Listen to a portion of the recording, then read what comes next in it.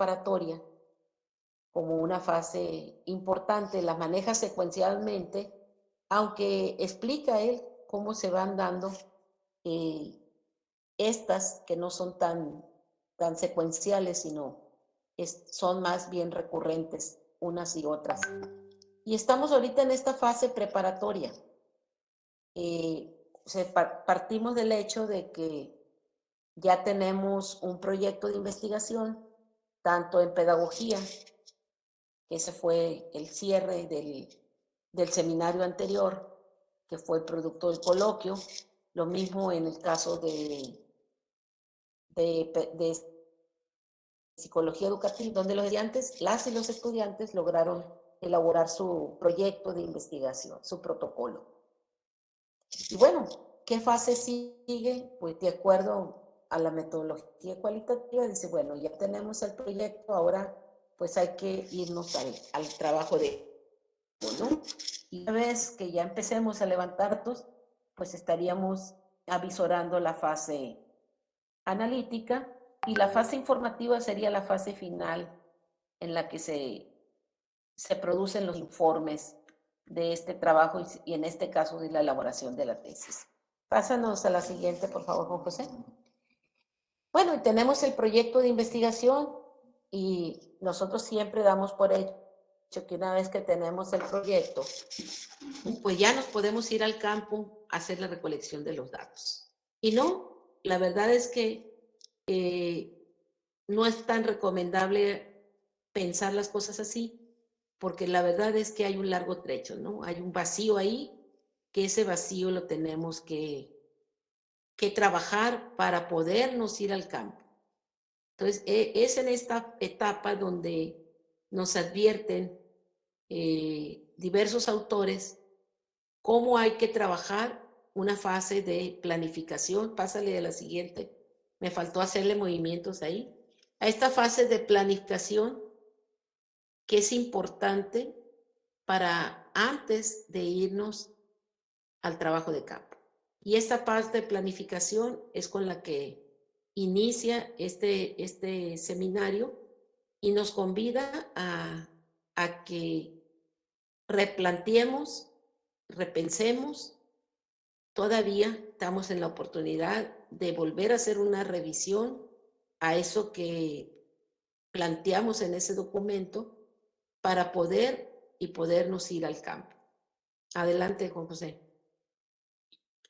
Y esa parte importante de la planificación, nosotros recurrimos a diversos autores, como ya señalaba la maestra Elisa, que nos dieran sustento para hacer un planteamiento metodológico de cómo llevar a cabo este proceso de enseñanza a los estudiantes de cómo hacer investigación educativa. Y bueno, una de las autoras que nos da alguna luz y que nos parece importante es Elsie Rowell. En ese material clásico de ella y que nosotros recolectamos para esta antología, que es un material, como algunos dijeran viejito, pero no por viejito, no es importante, es la verdad muy bueno el material. Habla de esa parte fundamental, ¿no? De la etapa esta de la recolección de los datos. Y habla de tres aspectos nodales. Una de ellas, que es la fundamental, que tiene que ver con el objeto de estudio, también nos aclara muy ampliamente a qué vamos a llamar referente empírico y cuál es el uso correcto de utilizar el referente empírico y también lo que son las unidades de análisis, ¿no? Y que estos tres componentes o estos dos componentes pues sirven tanto que forman parte del objeto de estudio, también van a ser guía, directriz, orientación para la realización del trabajo de campo y también para el procesamiento y análisis de los datos. Es algo que va concatenado y tiene una relación muy estrecha. Vamos a ver someramente, y en ese material ella lo plantea. Yo extraje textualmente algunas cosas para no traicionar la intencionalidad de la autora. En este caso, ¿a qué denomina ella objeto de estudio en el marco de la etnografía? Y que nosotros retomamos de ahí porque nos parece muy relevante lo que en su momento la etnografía nos brindó a la metodología cualitativa. Brindó y ha brindado y sigue brindando a la metodología cualitativa. Adelante, Juan José. Dice ella, el objeto de estudio es distinto del referente empírico. Es un primer planteamiento. No hay que confundir referente empírico con objeto de estudio. Y dice, el objeto de estudio nos va dando pinceladas. No es la situación que se observó, que muchas veces pensamos que si fuimos a observar una escuela, la práctica docente de un maestro, ese es nuestro objeto de estudio. Dice ella, el objeto de estudio es el producto del proceso de conocer. Más adelante lo va a aclarar. Y dice, retoma Geertz, es una ficción, dice el objeto de estudio. Es en el sentido de algo que se fabrica, es un constructo para dar cuenta de ciertos aspectos haciendo abstracción de otro. El objeto de estudio es un constructo y es producto del conocer. Los objetos de estudio son un producto, ahí lo dice, del proceso de construcción del conocimiento. Ahí nos va dando a lo largo del texto esos pequeños detalles y que nos van planteando la diferencia entre cómo debemos entender el objeto de estudio, diferenciándolo del referente empírico. Adelante, Juan José. Y lo pone más explícitamente, dice, los objetos de estudio no son lo mismo que las situaciones socioculturales observadas, mucho menos las personas con quienes interactuamos durante la experiencia de campo. ¿Por qué lo aclara? Porque seguramente en su experiencia, pues ella ha tenido que, se ha confundido los objetos de estudio y se le ha visto tanto a las situaciones socioculturales observadas como a las personas, que dice, ni uno ni otro son objeto de estudio.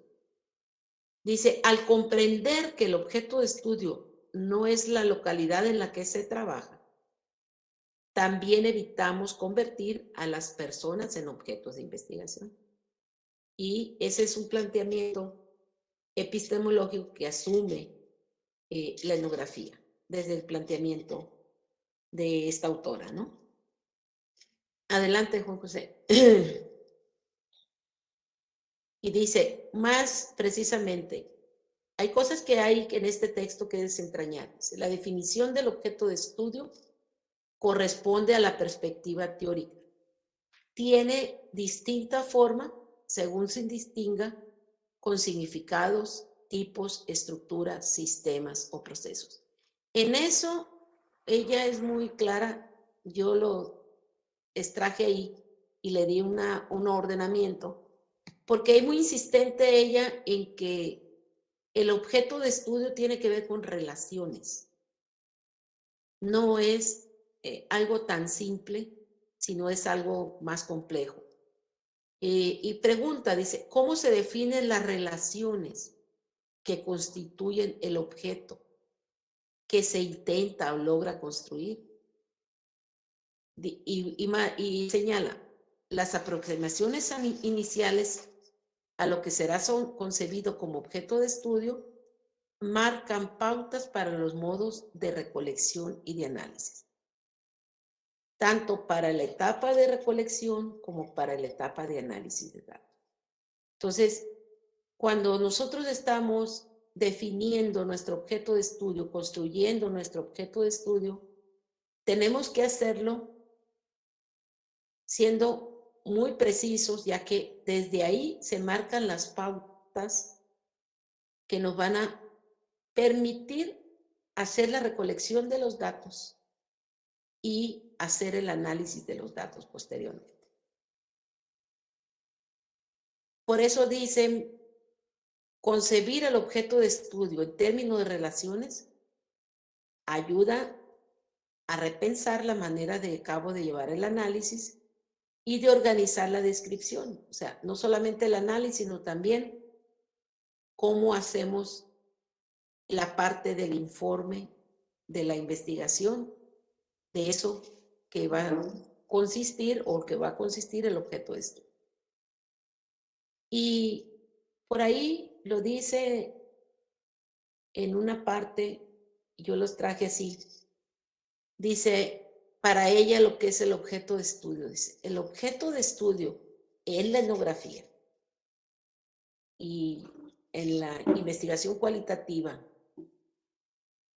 dice ella, toma finalmente la forma de un texto, una serie de narraciones y descripciones organizadas de tal manera que muestren ciertas relaciones de un entramado real que siempre será más completo. Ahí ella define lo que es el objeto de estudio.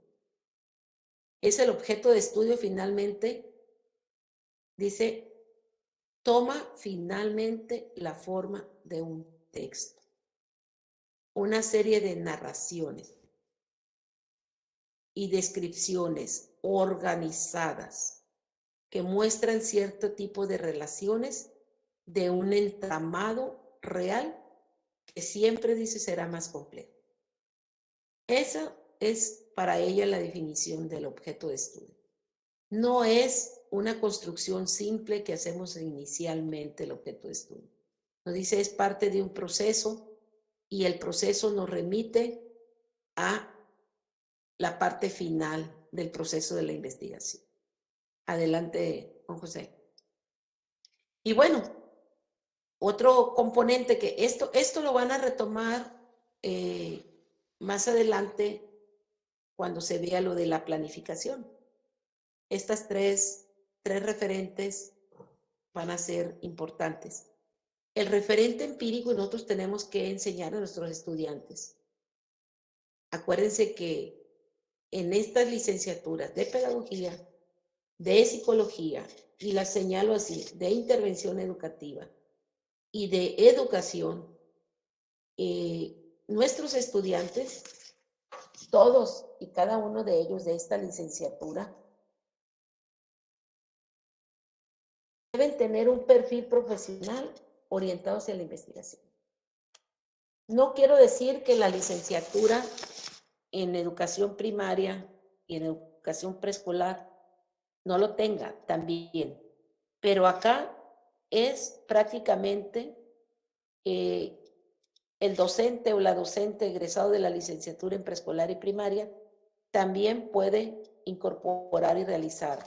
También se le forma para la investigación, pero en estas licenciaturas cobra mayor relevancia la formación profesional, del perfil profesional de la investigación. Y nuestros estudiantes pues deben no solamente saber hacer investigación, sino también ser capaces de comprender y utilizar de manera adecuada el lenguaje que refiere a la investigación educativa. Por eso sí es importante que entiendan que el referente empírico es la localidad particular donde se realiza el trabajo de campo. Ese es el referente empírico.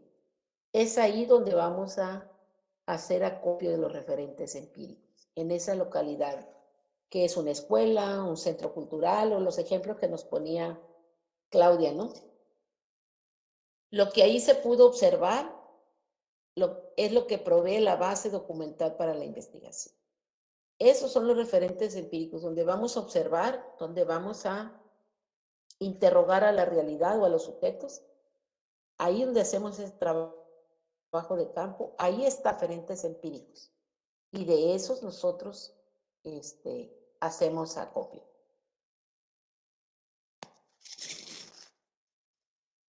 Y por eso lo dice también ahí, lo reitera ella, Elsie, los objetos de estudio no son lo mismo que las situaciones socioculturales observadas, que ya lo veíamos, mucho menos las personas con quienes interactuamos durante la experiencia.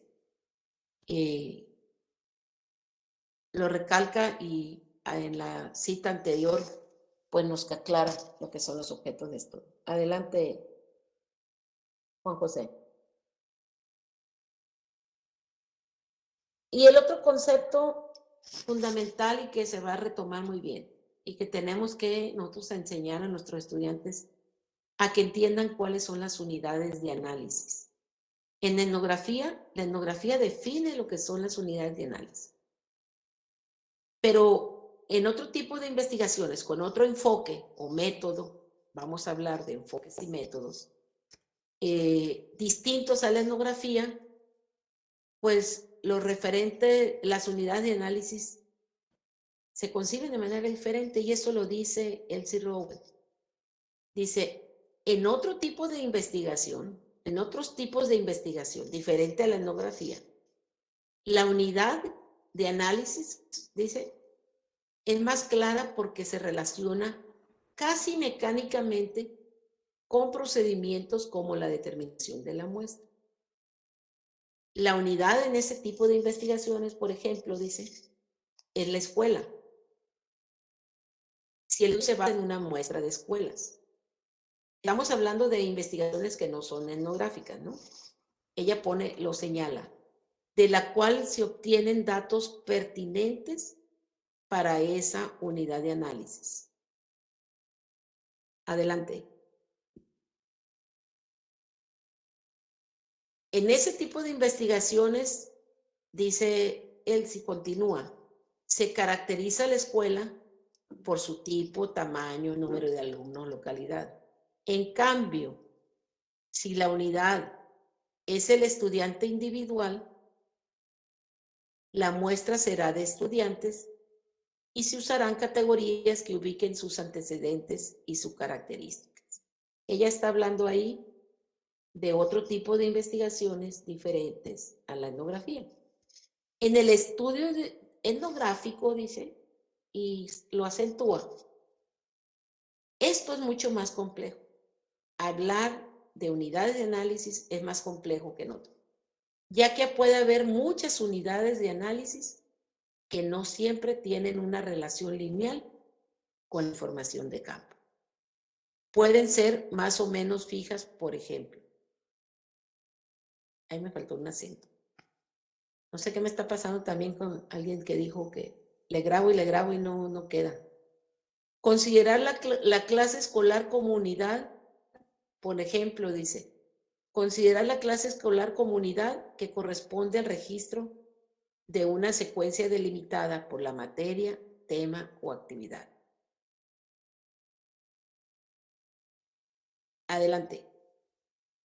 Otras unidades, dice, como la escuela o la historia del maestro, remiten a información de muy distinto tipo y fuente, incluyendo múltiples observaciones, documentos y entrevistas. También puede suceder que las unidades de análisis o la unidad de análisis, de hecho, rebase la situación formal que se observa en el campo. Por ejemplo, dice, las asambleas. ¿Qué nos quiere decir con todo esto?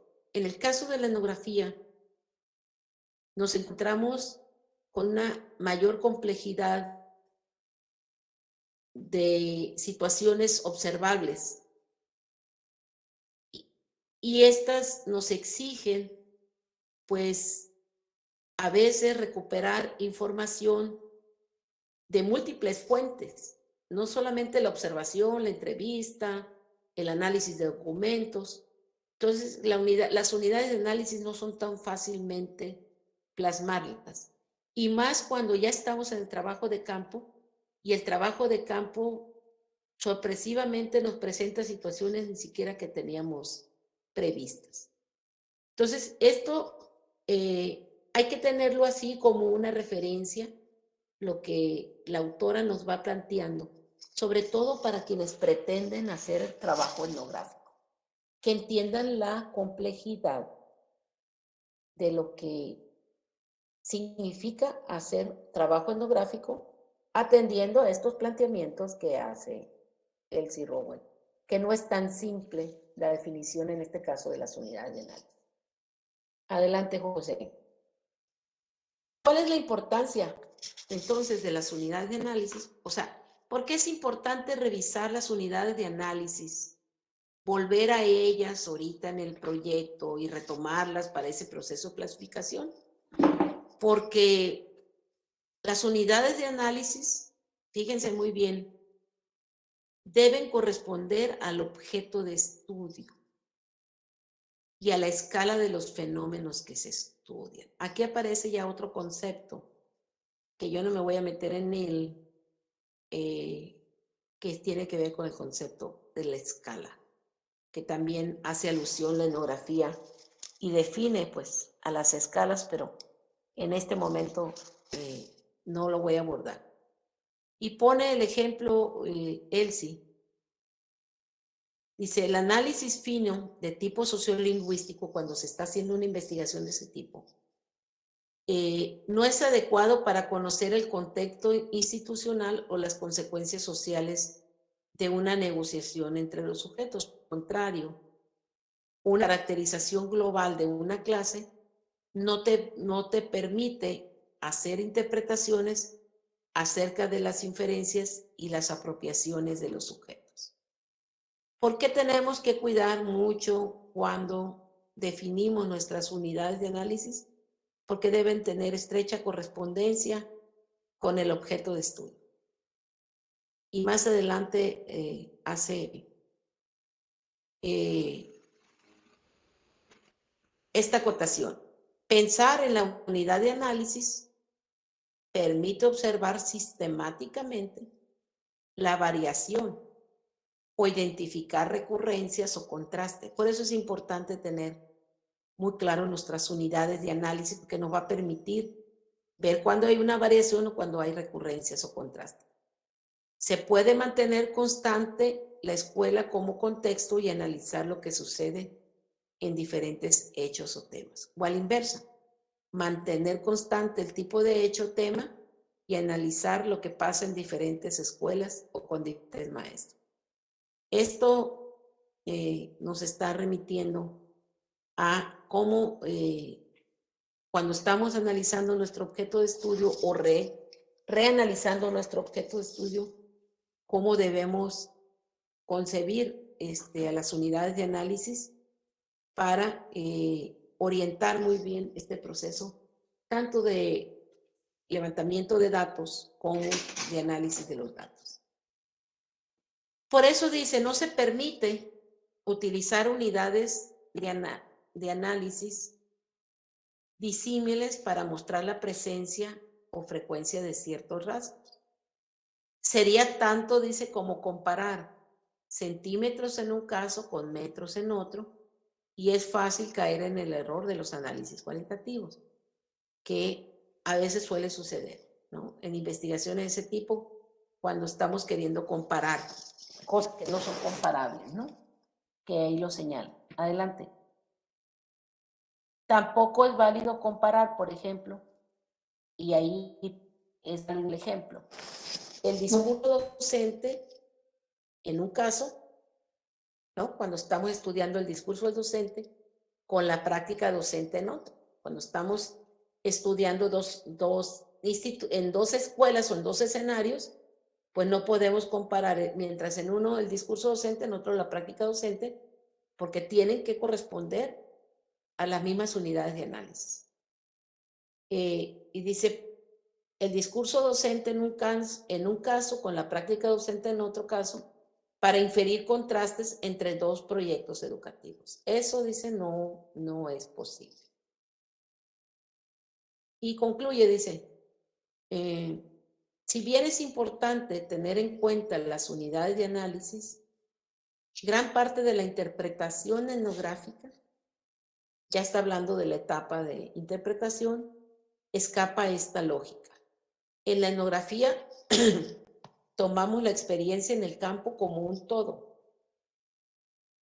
para encontrar significados locales o incluso identificar procesos a fondo. Hacer etnografía en sus tratados, en este libro que viene referenciado aquí en este material, ella explica cómo se realiza todo el proceso etnográfico, apegándose a lo que es realmente el proceso de investigación de tipo etnográfico. Entonces, la autora,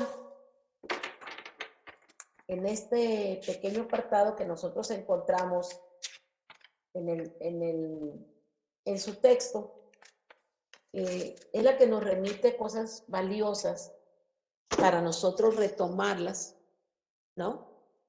En nuestro proceso de planificación para cómo irnos al campo. Y ese proceso de repensar, de cómo hacerle para planificar nuestro proceso. Las escalas lo aborda también más adelante, aunque a ustedes no se les dio toda la lectura que refiere a la escala, pero por ahí está el material, lo tiene, yo creo que lo tienen completo Elisa, la maestra Patti Juan José, se les puede compartir, donde aborda el tema de las escalas y explica a mayor detalle esta parte importante. Hasta aquí yo la dejaría nada más para darle continuidad a los otros puntos.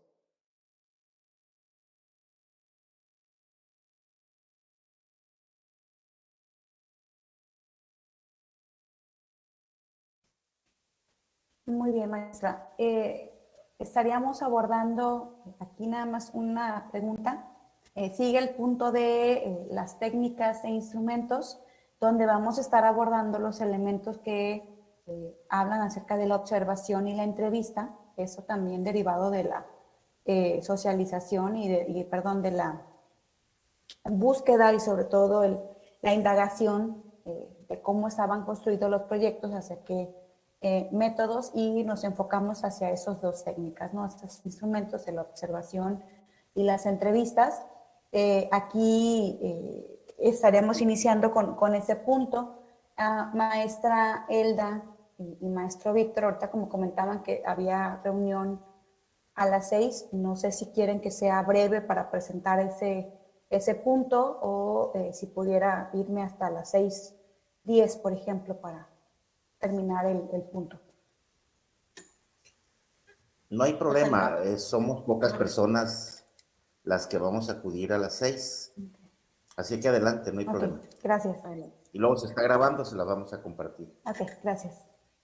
Muy bien, entonces pues vamos a abordar ahora lo que corresponde a las técnicas e instrumentos. Como les comentaba, está enfocado a dos puntos, ¿no? A dos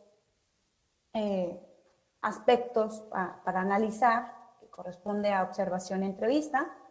Y pues bueno, haciendo como una pequeña introducción acerca de lo que son las técnicas de investigación, bueno, para hacer la presentación se estuvieron recuperando diferentes autores, al mismo tiempo también de las lecturas que se estuvieron revisando para las antologías, pero también agregando algunos autores extra para ir como que diversificando un poquito para lo que corresponde a esta presentación. Bueno, abordando desde lo que nos dice Ibáñez, que dice que las técnicas de investigación, dice, no solo sirven para recolectar datos, sino que forman parte de un proceso de producción de información. Dicho proceso se basa en la interacción entre el investigador y los informantes en el contexto a estudiar, lo que permite recabar información de manera no intrusiva. Estamos hablando también que las técnicas de investigación, bueno, son esos elementos o son esos puntos de partida que permiten que el investigador conozca, se inserte al contexto, al campo, y que vaya ubicando y sobre todo vaya identificando las categorías o los puntos que desea investigar. Estaríamos también hablando que tienen como, sí, la que sí, gracias, La finalidad de utilizar, dice, una técnica de investigación es producir datos descriptivos partiendo de observaciones de acontecimientos o de las propias palabras de las personas, habladas o escritas. La recolección de los datos consiste en obtener las perspectivas y puntos de vista de los participantes. Su proceso de indagación es flexible y se mueve, dice, entre los eventos y su interpretación entre las respuestas y el desarrollo de la teoría. La que sigue, por favor. Ahora ya estaríamos enfocándonos a lo que sería el primer punto, que es la observación. Esta la estaremos abordando pues desde una perspectiva teórica: qué es, para qué sirve, cuáles son como sus fases o cuáles son esas dimensiones que tiene este proceso de observación. También es importante, ¿no?, el hecho de conocerla, una perspectiva teórica, pero también tener presente que posiblemente por cuestiones de pues de cómo esté, bueno, es una parte que yo veo externo, que me preocupa, de cómo esté, si el estudiante tendrá la oportunidad, ¿no?, de poderse adentrar para hacer este ejercicio de observación, o si al mismo tiempo también pudiéramos rescatar elementos mientras que él aplica una entrevista, que también le sirva todo ese proceso de cómo es que está aplicando una entrevista como una actividad de observación, pero eso ya sería algo que tendríamos que analizar y revisar, ¿no?, de tal manera que darle los insumos al estudiante para que viva las experiencias, en dado caso de que tengamos que estar totalmente a distancia, ¿no? Maestro Ramón, levantó su mano. Sí, si me permiten tantito nada más aquí, yo creo que es conveniente hacer mucho énfasis con los muchachos de no manejar los prejuicios en la observación, situaciones que ellos ya tengan conscientes y que quieran obligadamente ver en el contexto, ideas que ellos traen preconcebidas. Igual en la situación de la entrevista, lo decía el tema, pues hay que ser muy prudentes a la hora de estar construyendo tanto la construcción de las preguntas como a la hora de aplicarlas, porque en ocasiones el entrevistado pues tiende, dice el texto, tiende a desviarse del tema por incomodidad o por alguna otra situación, y ahí tienen que aprender los muchachos a ser muy prudentes tanto en la elaboración como a la hora de la aplicación de la entrevista, para ser objetivos pues en lo que realmente queremos saber del tema.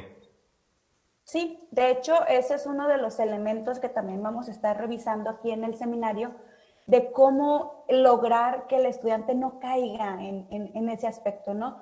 Que entra en lo que concierne a la ética del investigador, o sea, cómo es que yo como investigador tengo que tener cuáles son mis limitaciones, cuáles son mis alcances, ¿no? Hasta dónde puedo llegar con este ejercicio y cómo es importante que no tengamos prejuicios al momento de que estemos dentro del campo. Yo creo que eso es un comentario acertado, maestro, y que sí se va a estar revisando dentro del seminario, porque sí se ha previsto, ¿no?, de que, como dice también las lecturas, y como tal vez en algún momento que hayamos tenido la oportunidad de estar de este lado como investigadores, nos haya pasado, ¿no? Entonces sí, va a ser parte del seminario para el viernes, de hecho se va a atender ese punto. Entonces, pues ya en este encuadre que hemos tenido la oportunidad de comentar, pues ya vamos a adentrarnos desde una perspectiva teórica, ¿no?, de lo que es la observación. Estamos hablando también que, maestro, si me regresa la otra diapositiva, gracias, que en la experiencia de realizar una investigación, dice, hay más de lo que se ve a simple vista. Por ello es necesario la inmersión del investigador en los escenarios naturales para observar, experimentar e investigar los eventos que sean de interés para la investigación. Esto se integra también, dice que, como comentaba ahorita, maestro, no solamente tener una percepción propia o un prejuicio propio, y tampoco bastar en el hecho de tener una percepción visual, sino tener la oportunidad de adentrarnos desde un punto basado en lo que escuchamos, en lo que vivimos, y cómo es que este proceso, bueno, nos va a dar más insumos para obtener mayor información. La que sigue, maestro. Gracias. Dice, durante la observación, el investigador cualitativo, en el estudio de casos, dice, registra bien los acontecimientos para ofrecer una descripción relativamente incuestionable para posteriores análisis y el informe final. Deja que la ocasión cuente su historia, la situación, el problema, la resolución o la irresolución del problema. En la inmersión del contexto es indispensable lo que nos dice Woods, que denomina como un espíritu etnográfico, caracterizado por la curiosidad y el deseo de saber algo nuevo. El etnógrafo se convierte en una especie de explorador que no busca nada en concreto, pero lo busca todo. El observador contempla sistemática y detenidamente cómo se desarrolla la vida social, tal como ocurre, tal cual ella discurre por sí misma. Hablamos también, bueno, que la observación es la piedra angular, dice, de los métodos de investigación cualitativa. Esta conduce al investigador hacia una mejor comprensión de lo que nos dice Stake, pero también desde lo que analiza y lo que tuvieron oportunidad de leer con Flick, habla que esos procedimientos de observación se pueden clasificar en 5 dimensiones. La que sigue, maestro. Gracias. Observación encubierta, dice, frente a observaciones al descubierto. Y Flick nos apoya con unas preguntas después de cada dimensión. Y con este primer punto, Flick nos establece una pregunta que dice, ¿hasta qué punto la observación se revela a lo que son los observados? Tenemos ahora observación no participante frente a participante. Dice, ¿hasta qué punto el observador se convierte en parte activa del campo observado? Observación en situaciones naturales frente a artificiales, dice. ¿Se aplica un esquema de observación más o menos estandarizado o es la observación bastante flexible y sensible a los procesos mismos? La observación sistemática frente a no sistemática. Y nos dice, ¿se aplica un esquema de observación más o menos estandarizado o es la observación bastante flexible y sensible de los procesos mismos? Y para lo que concierne a observación en situaciones naturales frente a artificiales, ¿se hacen las observaciones en el campo de interés o se trasladan las interacciones a un lugar especial? Por ejemplo, un laboratorio, para que aporten una mayor capacidad de observación u observación de sí mismo frente a observación de otros. Dice, la mayoría de las veces se observa a otras personas de manera que ¿cuánta atención se presta a la observación reflexiva de sí mismo del investigador para fundamentar más la interpretación de lo observado? Entonces, aquí estaríamos ya ubicando cómo es que este ejercicio, cómo es que esta técnica de capacitar o sobre todo brindarle los insumos al estudiante de cómo es que tiene que llegar a ese punto, cuáles son esas características que tiene que tener presente, cuáles son esas preguntas que él tiene que llevar en su mente para dar una respuesta al momento de que está dentro del campo. De hecho, para estos ejercicios se tiene la idea de brindar son algunas propuestas de registros de observación a los cuales, bueno, los estudiantes puedan llevar ya una idea más aterrizada, ¿no? De qué es lo que quiere observar, qué es lo que pretende observar y sobre todo nunca dejar de vista, o sea, nunca dejar de lado cuál es su objeto de estudio y sobre todo cuál es esa razón por la cual él está en el campo para observar, ¿no? La que sigue, maestro, por favor. Hablamos que también además de dimensiones, bueno, la observación tiene fases, ¿no? Tiene momentos los cuales el estudiante tiene que tener presentes para que no deje por fuera tal vez elementos que le vayan a servir al momento de que haga su análisis de datos, su transcripción, porque bueno, como parte de la observación dentro del ejercicio de taller de concentración es que el estudiante vaya a hacer la observación, pero al mismo tiempo transcriba todo lo que observó, cómo lo observó y que todo eso que él está transcribiendo sea un insumo al momento de que esté construyendo su apartado de análisis de resultados. Entonces, estas fases de la observación también, como tuvieron oportunidad de ubicarlas en la lectura de Flick, bueno, pues nos habla de que es la selección de un entorno, dónde y cuándo se puede observar los procesos y las personas interesantes, la definición de lo que se debe documentar en la observación y en cada caso, la formación de los observadores para estandarizar estos enfoques, las observaciones descriptivas, o sea, que proporcionan una presentación general inicial del campo, observaciones focalizadas que se concentran cada vez más en aspectos que son relevantes a la pregunta de investigación, observaciones selectivas y el final de la observación. Entonces, es este punto, no dejar de lado, como ya estuvimos comentando al inicio, el objeto de estudio y sobre todo ubicar cuáles son mis preguntas de investigación, qué es lo que yo quiero observar, qué es lo que yo quiero encontrar y cómo esta observación me va a servir a mí como un insumo para obtener lo que estoy investigando, lo que estoy buscando y sobre todo, tal vez, en su momento, con esta observación, lograr tal vez un diseño o un rediseño de la entrevista posterior que se tenga que realizar a esta observación. Estaríamos hablando también, dice que el fenómeno de la observación requiere una preocupación por el contexto y una focalización anterior, posterior, posterior, anterior, que centre selectivamente la atención. Por ello, siempre se pone como punto de partida, como centro, el contexto. Para la observación es importante el contexto, a dónde lo voy a hacer, por qué lo quiero hacer ahí, qué voy a encontrar ahí, ¿no? Estrategias de la observación, bueno, pues tenemos como algo básico, ¿no? Que el estudiante tiene que conocer, que tal vez para nosotros sea algo de sentido común, pero que, bueno, el estudiante que se va a insertar, que va a entrar a este ejercicio por primera vez, pues bueno, sí dejarle la claridad de cuáles son esos elementos o cuáles son esas estrategias que le pueden servir a él o a ella para no perder de vista los elementos que tiene que observar, ¿no? Entonces, hablamos de un registro de lápiz y papel, que se trata de observar directamente y anotar lo que resulte significativo para comprender el fenómeno que se está estudiando. Grabación en video, dice el modo de explorar el mundo, descansa fundamentalmente sobre los sentidos de la vista y el oído. Y la fotografía, que dice la estructuración del espacio, la actuación de las personas, la naturaleza y disposición de los objetos, y pueden ser esos captados por la cámara fotográfica.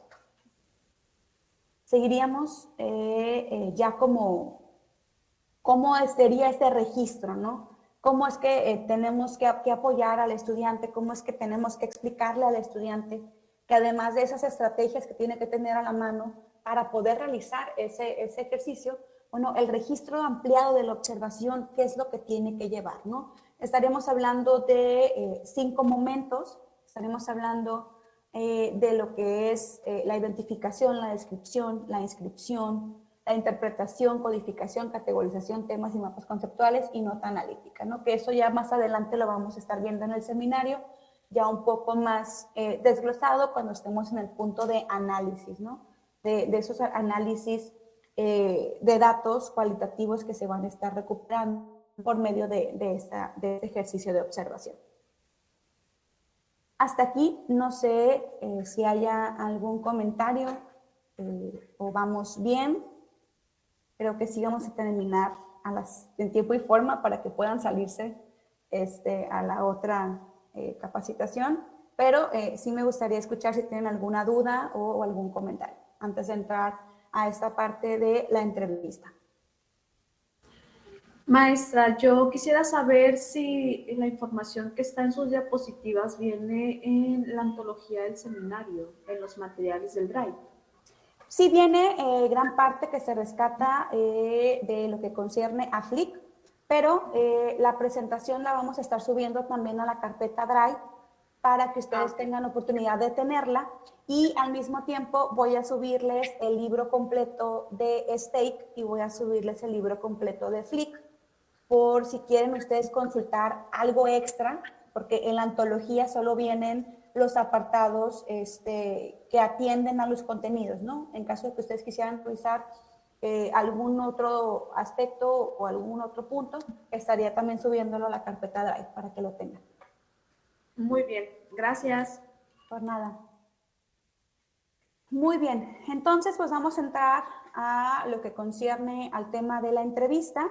Esta dice, en ocasiones no basta solo con observar, pues por muy hábil que sea el investigador para realizar observaciones, dice, hay información que escapa al ojo del observador. Así, la observación puede ser un recurso insuficiente y es cuando es necesario acercarse a las personas para conversar con ellas. La entrevista se define como una conversación que se propone con un fin determinado, distinto al simple hecho de conversar. Es un instrumento técnico de gran utilidad en la investigación cualitativa, pues para recabar los datos.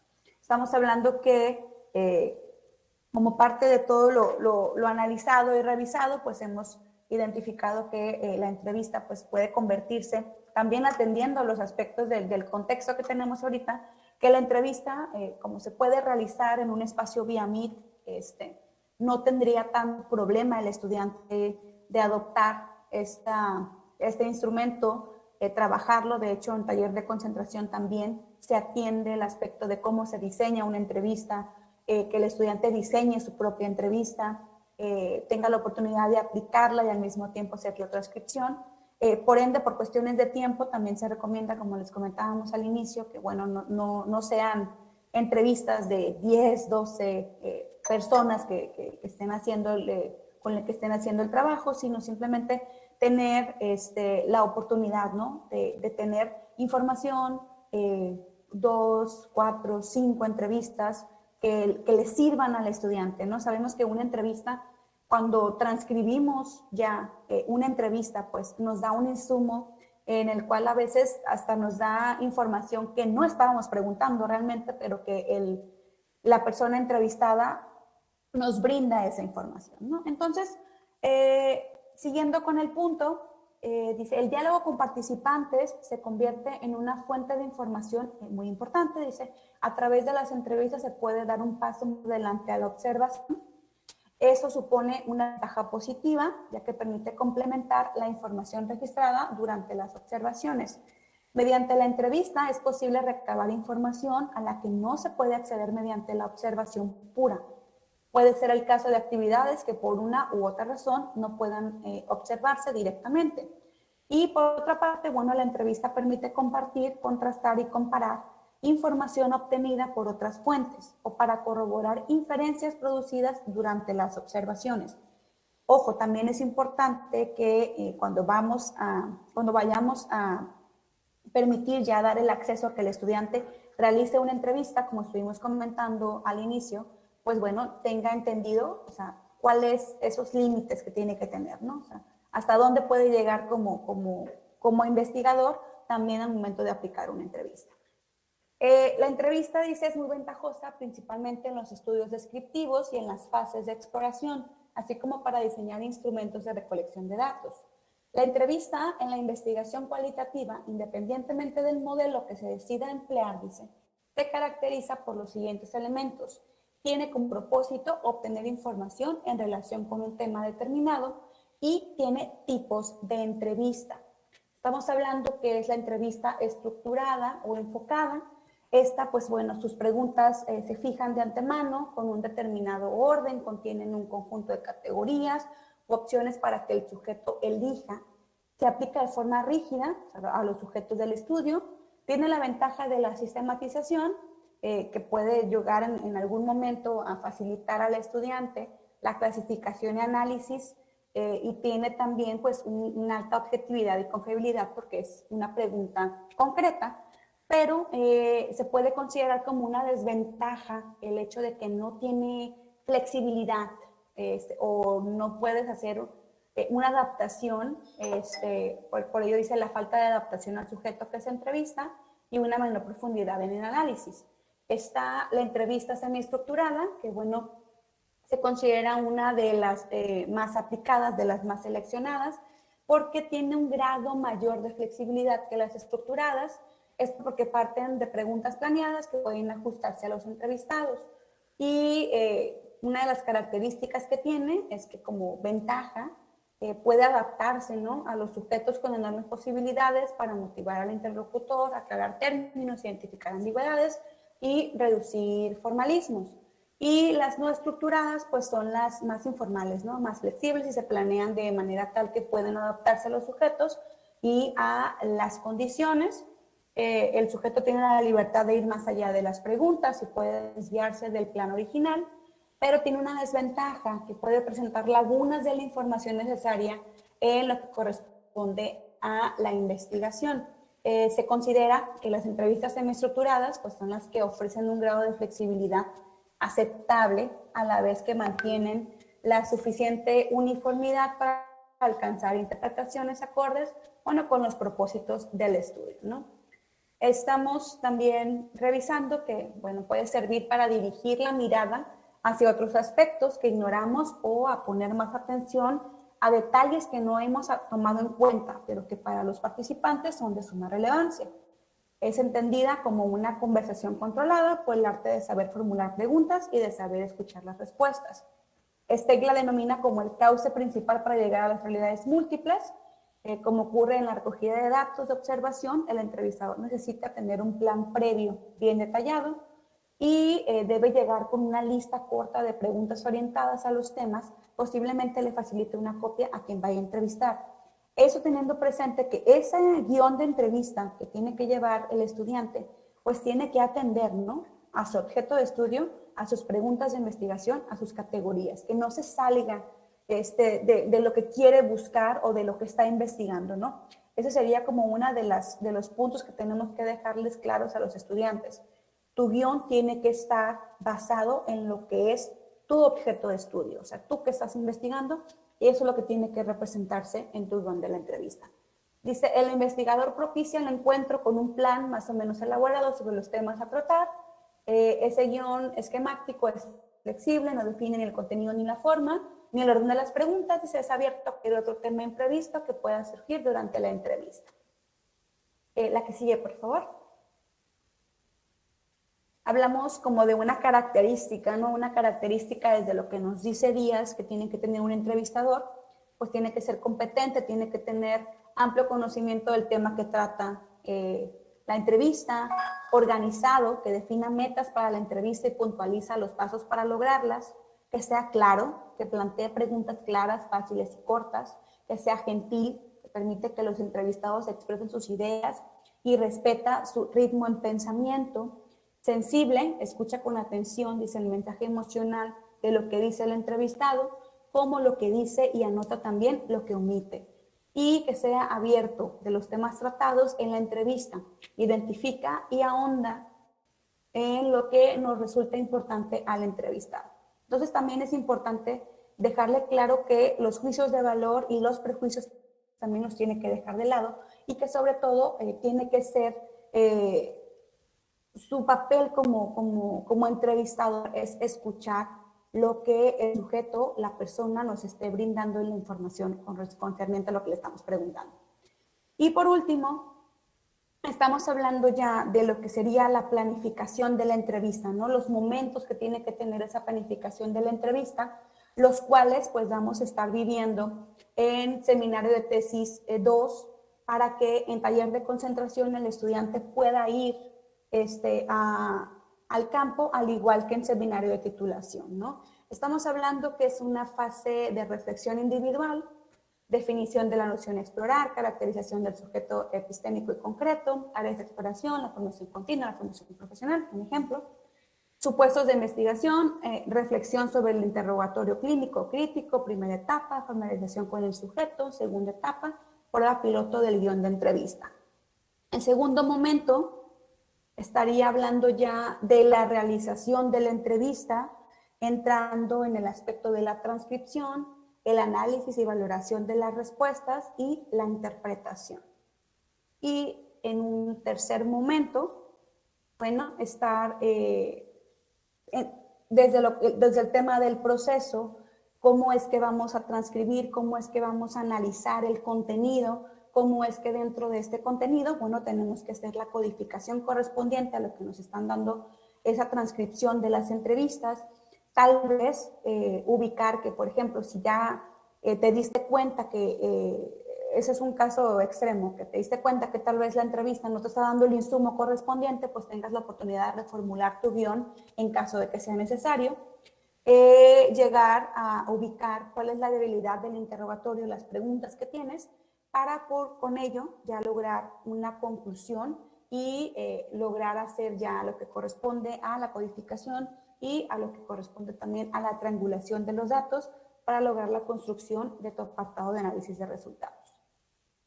Y creo que es... Okay. Y sería lo último, el proceso analítico, clasificar desde tus preguntas de investigación los temas, ejes, categorías, escalas, y contrastar, como comentábamos ahorita, entre la triangulación teórica, empírica y metodológica.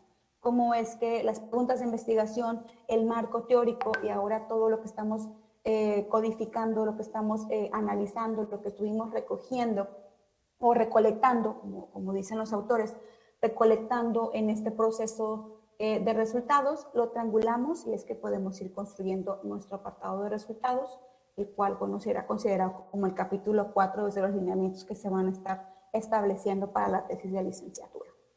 Y por mi parte sería todo. No sé si haya algún comentario, alguna pregunta, o si quedó claro. De hecho, como les comentaba, tanto las presentaciones que se han compartido aquí en el seminario